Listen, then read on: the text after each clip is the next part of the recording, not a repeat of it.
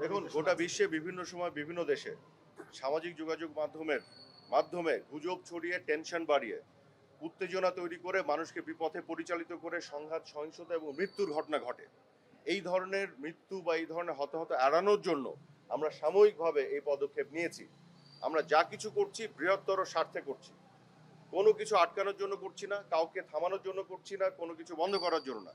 আমরা হতাহত উত্তেজনা আরো যে আপনার সহিংসতা সংঘাত সেগুলো এড়ানোর জন্য করছি, কারণ সরকার এটা দায়িত্ব, এটা পৃথিবীতে বিভিন্ন দেশে এই ধরনের দায়িত্ব নেয়া এবং এই ধরনের কাজের আপনারা নজির পাবেন।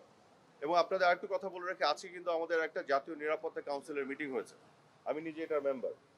সব তিন বাহিনীর প্রধান থেকে শুরু করে সকল সিকিউরিটি ফোর্সের সংস্থা সবাই ছিল, আমাদের অন্যান্য মন্ত্রীরাও ছিলেন এবং আমাদের একটা ফ্রুটফুল মিটিং হয়েছে। এই মিটিংয়ে সবাই একটা সেম পেজে আছে, সেটি হলো আমরা একটা গ্রেটার এনিমি ফেস করছি, যারা ধ্বংসাত্মক, যারা পুড়িয়ে দিচ্ছে কি পয়েন্ট ইনস্টলেশনগুলোতে, তারা পুরাচ্ছে, মারছে, ধ্বংস করছে, মানুষের সম্পদ নষ্ট করছে, মানুষকেও হত্যা করছে এবং মানুষের মধ্যে এক ধরনের আবেগ তৈরি করে তারা দেশকে ধ্বংসের পথে নিচ্ছে। কাজে এই গ্রেটার যে এনিমি, তাদেরকে কিভাবে দেশকে রক্ষা করার জন্য কাজ করতে হবে সে ব্যাপারে সবাই প্রতিজ্ঞাবদ্ধ, অঙ্গীকারবদ্ধ। কোনো ধরনের গুজবে আপনারা পা দিবেন না, এটা নিশ্চিত করতে চাই।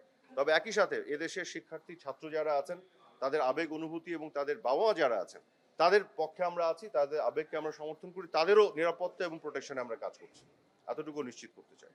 Thank you.